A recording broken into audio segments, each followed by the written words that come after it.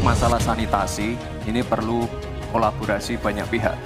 Kita membangun IPAL komunal di perumahan padat penduduk. Ke depan, masalah sanitasi dan air bersih ini penting sekali.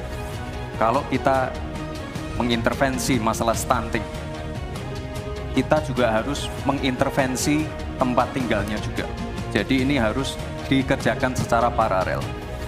Stunting kita kerjakan, pemenuhan gizi kita kerjakan, sanitasi, drainase, air bersih, kawasan kumuh, ini harus kita selesaikan juga secara paralel. Tadi itu pertanyaan yang dibaca oleh moderator, bagaimana strategi paslon untuk memastikan penyediaan infrastruktur sosial tanpa membebani keuangan daerah? Kayaknya belum terjawab. Tadi yang dijawab tuh infrastruktur fisik semua tuh. Bagaimana Anda menyiapkan regulasi sekarang ini agar semua itu bisa berjalan dengan baik? Tapi masalahnya kita punya problem dengan infrastruktur sosial seperti yang ditanyakan tadi. Infrastruktur yang disampaikan Pak Gibran menjadi bagian dari yang perlu disediakan. Tapi infrastruktur sosial atau infrastruktur kerakyatan, pada dasarnya kita bisa melibatkan semua pihak untuk hadir dan memberikan solusi. Apa yang bisa kita lakukan? Misalnya, kita bebaskan pajak buat seluruh penyelenggara pendidikan. Ini seperti yang sudah dilakukan di Jakarta, yang ini bisa kita tarik ke tingkat nasional.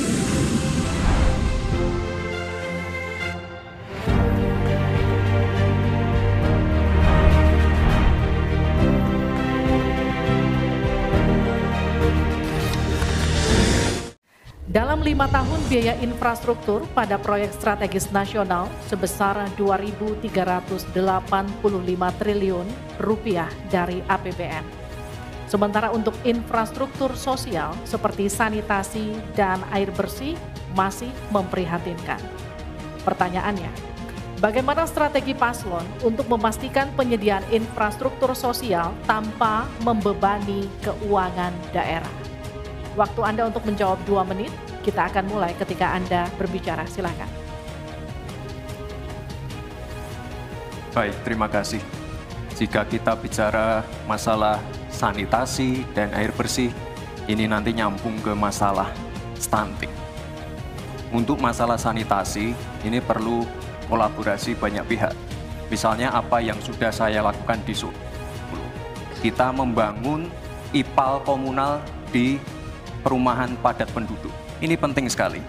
Lalu untuk kebutuhan air bersih, kita juga bekerja sama dengan kabupaten sekitar, misalnya dengan Wonogiri, Klaten, untuk mendapatkan air bersih. Kita juga sekarang sudah ada proyek strategis nasional, membangun beberapa bendungan dan embung. Ini nanti juga penting untuk meneruskan program pengairan nasional yang nanti berguna untuk pengadaan air bersih dan juga untuk mengairi sawah. Ke depan, masalah sanitasi dan air bersih ini penting sekali. Karena kami dari paslon nomor 2 ingin menyiapkan generasi-generasi emas yang sehat dan pintar.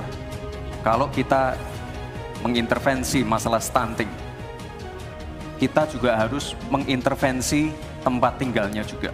Kita tidak bisa hanya memberikan gizi tambahan untuk ibu hamil dan lain-lain, tapi kita tidak menyentuh rumah tinggalnya. Jadi ini harus dikerjakan secara paralel. Stunting kita kerjakan, pemenuhan gizi kita kerjakan, sanitasi, drainase, air bersih, kawasan kumuh, ini harus kita selesaikan juga secara paralel. Terima kasih. Masih ada waktu? Cukup, Pak? Cukup.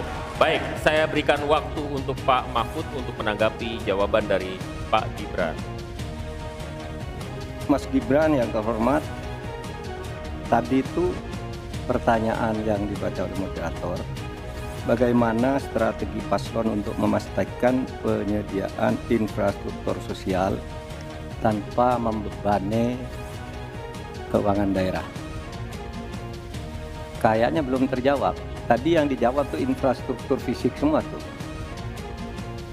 Infrastruktur itu kan ya ada infrastruktur sosial, ya, itu yang penting. Kemudian regulasi, bagaimana Anda menyiapkan regulasi sekarang ini agar semua itu bisa berjalan dengan baik. Nah, kalau infrastruktur fisik mungkin sih bisa saja diakomodir dari APBN, APBD gitu ke ini untuk ini. Tapi masalahnya kita punya problem dengan infrastruktur sosial seperti yang ditanyakan tadi. Nah, itu saya kira yang perlu dijelaskan lebih jauh. Selesai. Waktu Anda habis, Pak. Baik, kita akan ke calon wakil presiden nomor urut 1, Bapak Muhaimin Iskandar untuk menanggapi. Waktunya 1 menit. Infrastruktur yang disampaikan Pak Gibran menjadi bagian dari yang perlu disediakan. Tapi infrastruktur sosial atau infrastruktur kerakyatan, pada dasarnya kita bisa melibatkan semua pihak untuk hadir dan memberikan solusi. Contohnya infrastruktur gedung-gedung sekolah yang memberikan kesehatan, kecerdasan bagi masa depan anak didik kita.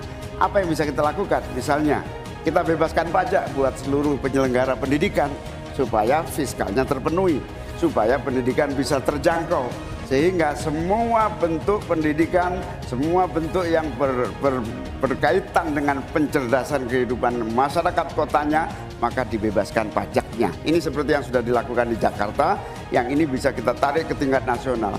Infrastruktur sosial tercipta dengan pemerintah memberi fasilitas yang memadai. Cukup, Bapak? Cukup. Baik.